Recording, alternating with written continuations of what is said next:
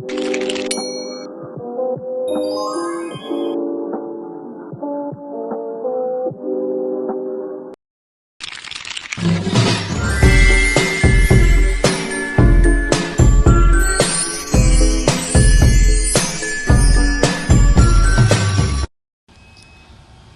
dasar pengertian resiko perilaku kekerasan. Perilaku kekerasan merupakan suatu keadaan di mana seseorang melakukan tindakan yang dapat membahayakan secara fisik, baik terhadap diri sendiri, orang lain, maupun lingkungan. Perilaku kekerasan itu adalah tingkah laku individu yang ditujukan untuk melukai atau mencelakakan individu lain yang tidak menginginkan datangnya tingkah laku tersebut. Ancaman atau kebutuhan yang tidak terpenuhi mengakibatkan seseorang itu stres berat, membuat orang marah, bahkan kehilangan kontrol kesadaran diri. Misalkan, memaki-maki orang di sekitarnya, membanting-banting barang, mencederai diri dan orang lain, bahkan membakar rumah. Etiologi. Yang pertama itu faktor predisposisi. Ada beberapa faktor yang mempengaruhi terjadinya perilaku kekerasan menurut teori biologi, teori psikologi, dan teori sosioskultural. Yang dijelaskan yaitu sebagai berikut. Teori biologi itu terdiri dari beberapa pandangan yang berpengaruh terhadap perilaku. Yang pertama itu ada neurobiologik, yaitu ada 3 area pada otak yang berpengaruh terhadap proses impuls agresif: sistem limbik, lombus frontal, dan hipotalamus. Yang B itu biokimia, yaitu berbagai neurotransmitter sangat berperan dalam memfasilitasi atau menghambat impuls agresif. Ketiga itu genetik. Keempat, gangguan otak. Kemudian ada pun teori psikologik itu dibagi menjadi teori psikoanalitik, kemudian teori pembelajaran, dan teori sosiokultural. Faktor presipitasi. Yang pertama itu ekspresi diri. Ingin menunjukkan eksistensi diri atau simbol solidaritas seperti dalam sebuah konser penonton sepak bola, geng sekolah, perkelahian massal, dan sebagainya. Yang kedua, ekspresi dari tidak terpenuhinya kebutuhan dasar dan kondisi sosial ekonomi. Yang ketiga itu kesulitan dalam mengkomunikasikan sesuatu dalam keluarga, serta tidak membiasakan dialog untuk memecahkan masalah, cenderung melakukan kekerasan dalam menyelesaikan konflik. Yang keempat itu ketidaksiapan seorang ibu dalam merawat anaknya dan ketidakmampuan dirinya sebagai orang yang dewasa. Yang kelima, adanya riwayat perilaku antisosial meliputi penyalahgunaan obat dan alkoholisme dan tidak mampu mengontrol emosinya pada saat menghadapi rasa frustasi. Yang ketiga itu akibat. Klien dengan perilaku kekerasan dapat menyebabkan resiko tinggi mencederai diri, orang lain, dan lingkungan. Resiko mencederai merupakan suatu tindakan yang kemungkinan dapat melukai atau membahayakan diri, orang lain, dan lingkungan. Yang keempat itu ada manifestasi klinis.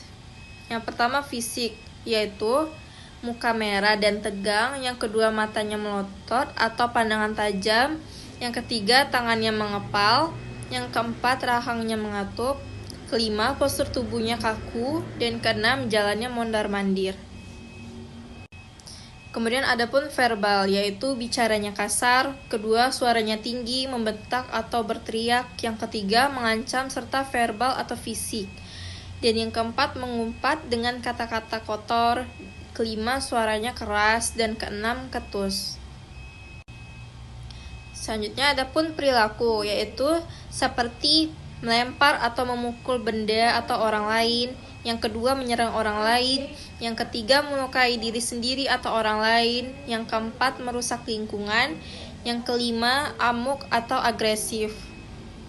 Selanjutnya ada pun emosi, yaitu tidak adekuat dengan tidak aman dan nyaman, rasa terganggu, dendam dan jengkel, tidak berdaya, bermusuhan, mengamuk, ingin berkelahi, menyalahkan, dan menuntut. Adapun intelektual, yaitu mendominasi, cerewet, kasar, berdebat, meremehkan, dan sarkasme. Selanjutnya ada spiritual, yaitu merasa dirinya tuh berkuasa, merasa dirinya benar, mengkritik pendapat orang lain, menyinggung perasaan orang lain dan tidak peduli, dan kasar. Selanjutnya ada pun sosial, yaitu menarik diri, pengasingan, penolakan, kekerasan, ejekan, dan sindiran. Dan yang terakhir itu ada perhatian, seperti bolos, mencuri, melarikan diri, dan penyimpangan seksual.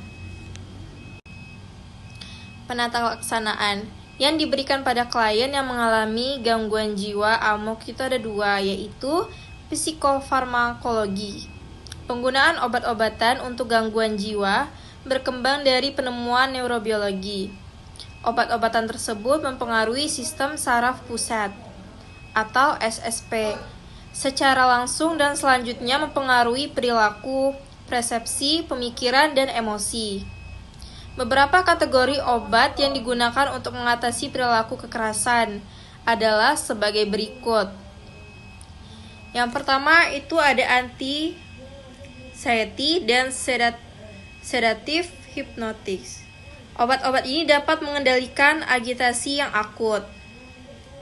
Benzodiazepines seperti lorazepam dan clonazepam sering digunakan di dalam kedaruratan psikiatrik untuk menenangkan perlawanan klien.